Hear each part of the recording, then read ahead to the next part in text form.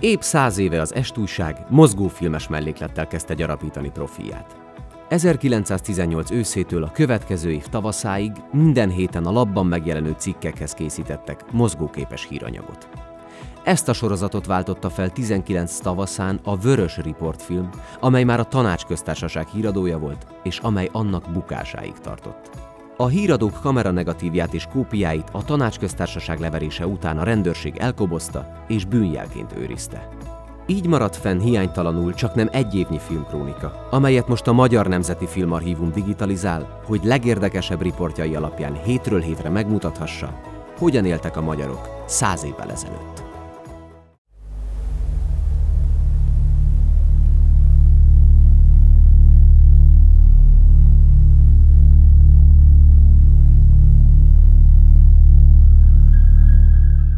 A hátországban lezajlott forradalmi hullám és a katonai vereség hatására a monarchia szétesett. Képviselői 1918. november 3-án Pádovában aláírták a fegyverszünetet. Az egyezmény a magyar félre vonatkozóan nem tartalmazott konkrétumokat, így a Károlyi kormány legfőbb feladata egy önálló egyezmény megkötése lett. Erre végül november 13-án került sor, amikor a posztjáról már lemondott Linder Béla a kormány nevében aláírta a súlyos feltételeket tartalmazó fegyverszüneti megállapodást. A pádovai fegyverszünet megkötésével egyidejűleg megindult a katonák hazaszállítása a frontokról. 1918. novemberében és december első napjaiban közel 400 000 magyar és 1 millió más nemzetiségű katona érkezett Budapestre. A forgalmat javarészt a magyar fővároson keresztül bonyolították le, melynek pályaudvarain ezrek várakoztak, hogy valamelyik vonatra felkapaszkodva hazajussanak végre.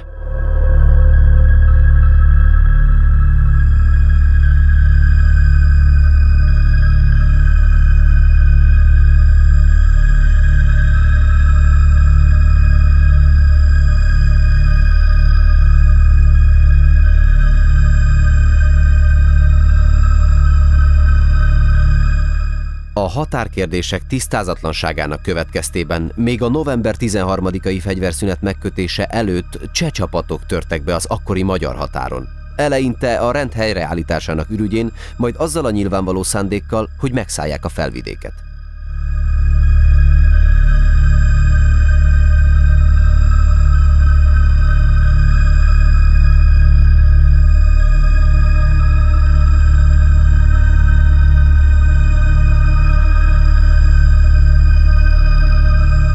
A magyar kormány kiáltványban fordult az ország népéhez, s mindenkit biztosított arról, hogy fegyveres erővel védi meg az országot a támadással szemben. Döntésük értelmében katonai egységeket küldtek a megszállt városok Nagyszombat, Pozsony, Komárom és Várc felszabadítására. Az olasz frontról épp akkor hazaérkező 2 teljes hadosztályt is azonnal oda vezényelték.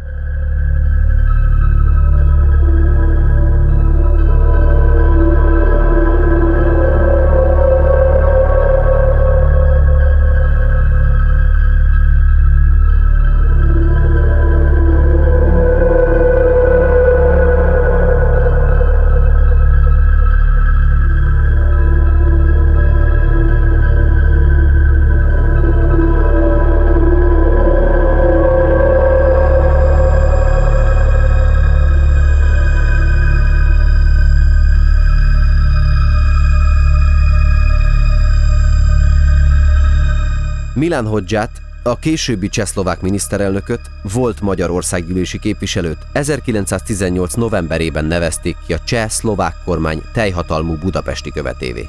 Ilyen minőségében érkezett november végén Magyarországra tárgyalni Károlyi Mihállyal és Jászi Oszkárral a magyar-szlovák határkérdésről.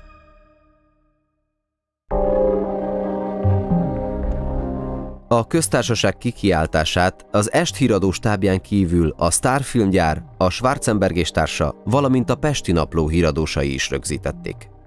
A fennmaradt filmek alapján követhető nyomon az 1918. november 16-án történt esemény csaknem valamennyi mozzanata.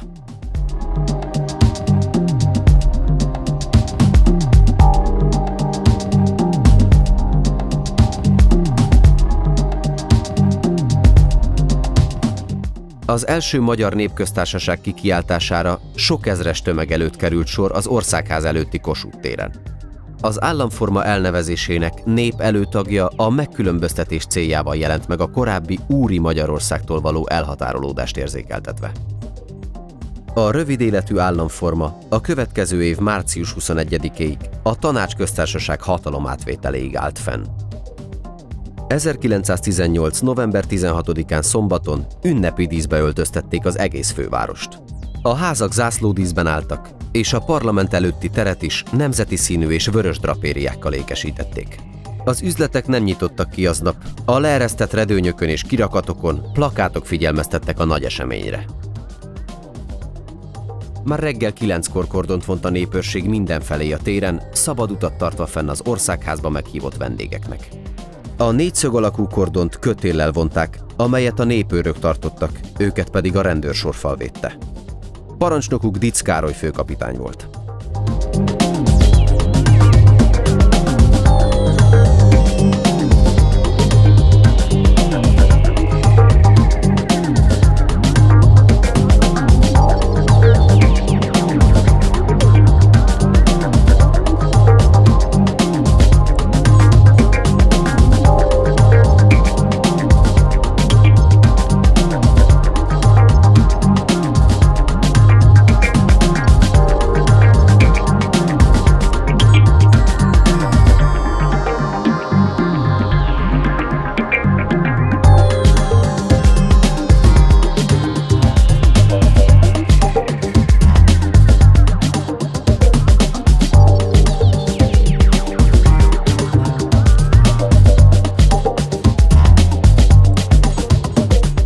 A parlament lépcsősora előtt a vaskapunál vörös bársony emelvény állt, amelyen a polgárság és a munkásság képviselői foglaltak helyet, és amelyen a köztársaságot proklamálták. 10 óra felé már zsúfolásig megtelt a tér. Körülbelül 30 000 ember gyűlt össze, köztük sok vidéki gazda csizmában és parasztviseletben.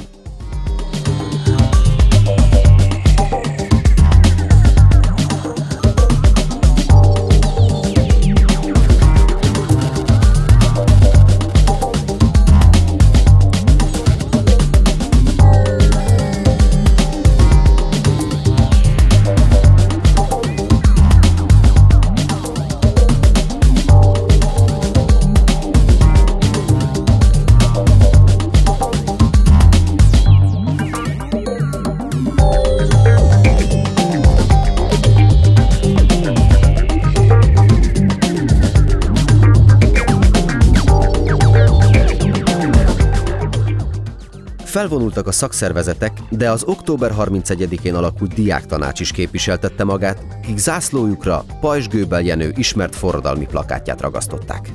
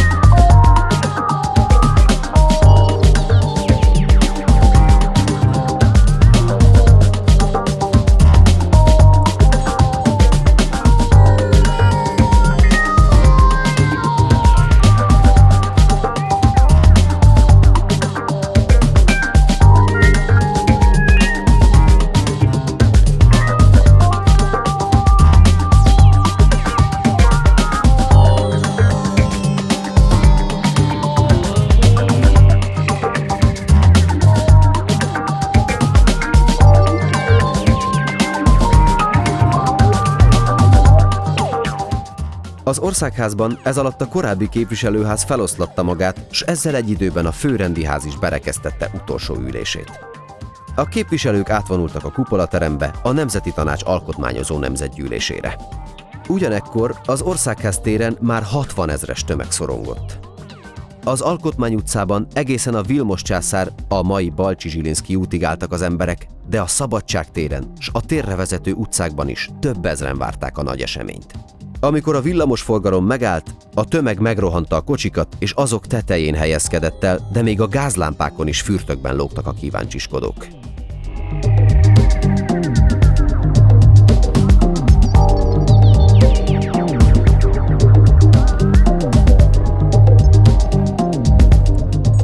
Fél 11-kor tengerészek érkeztek a Kossuth térre, akiket még aznap a Felvidékre vezényeltek az országba benyomuló csehek ellen.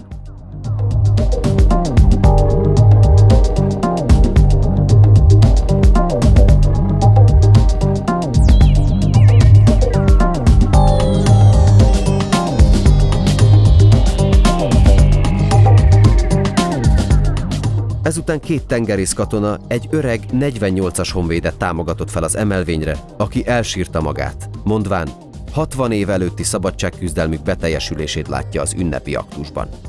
Ebben a pillanatban a honvédzenekar rázendített a Kossuth nótára, és a sok százezer főnyi tömeg együtt énekelt a zenével.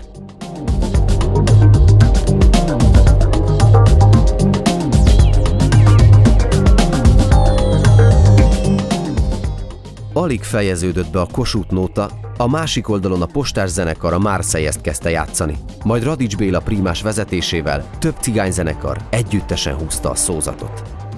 Az Operaház zenekara hazafias dalokat játszott, a dalárdák munkásdalokat énekeltek, és így teltek el hosszú percek.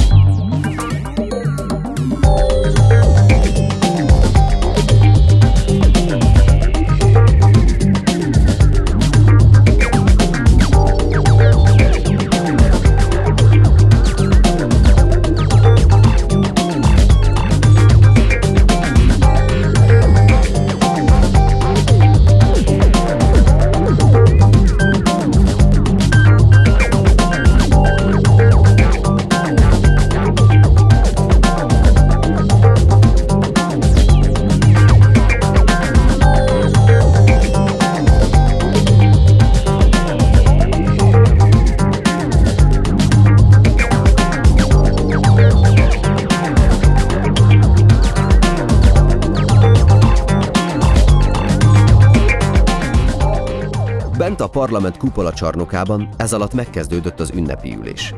Egy idő múlva azonban a képviselőház lépcsőjén megjelent Bokányi Dezső, Lovászi Márton és Jászi Oszkár, hogy a kintlevőket tájékoztassák a bent zajló eseményekről.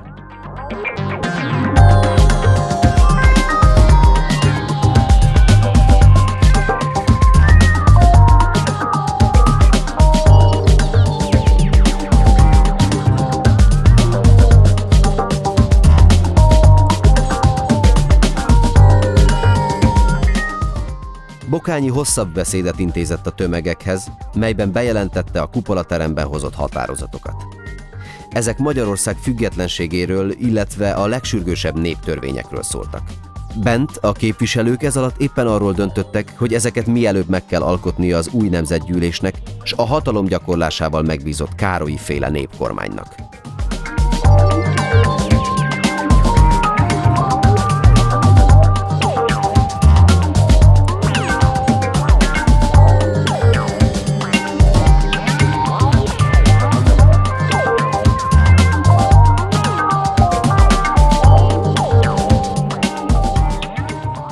Tokányi beszéde után a katonazenekar a himnuszt játszotta, melyet a 100 000-nyi tömeg együtt énekelt, majd a Marseillaise következett.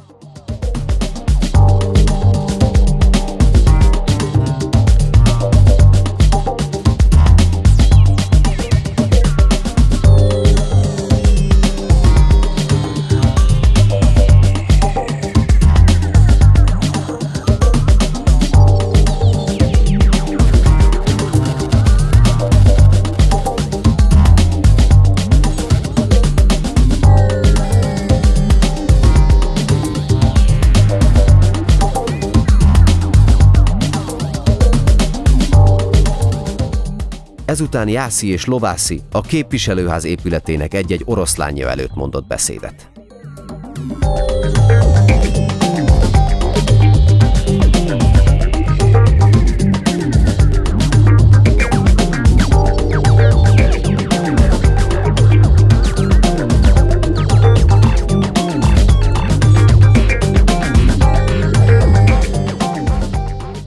Fél egykor még mindig tartott a kupolacsarnokban az ülés, kint azonban a tömeg már egyre türelmetlenebbül várta Károlyt. Ennek hamar híre ment a parlament falain belül is, így végre 3/4 után feltűnt gróf Károlyi Mihály miniszterelnök alakja a főbejárat Vasrácsos kapujánál.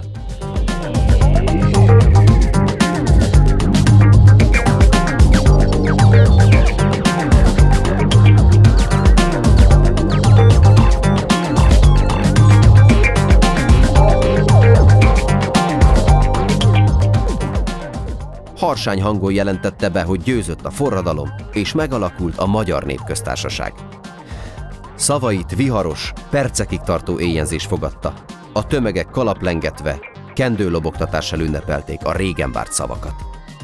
Beszédében ezután az elfogadott néphatározati javaslatok közül a választójogra és a földosztásra vonatkozó néptörvényekre tért ki bővebben.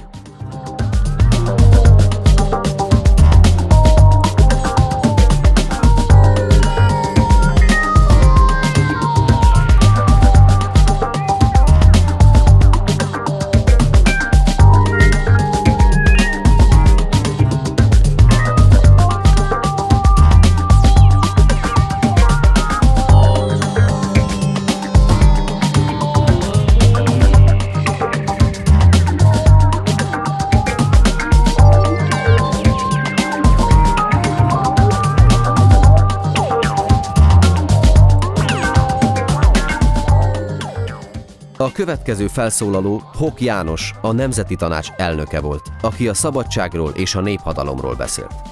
Ezután Garami Ernő kereskedelemügyi miniszter következett, kinek utolsó szavaiba a himnusz akkordjai vágtak bele, majd déli 1 órakor véget ért a nagy ünnepség.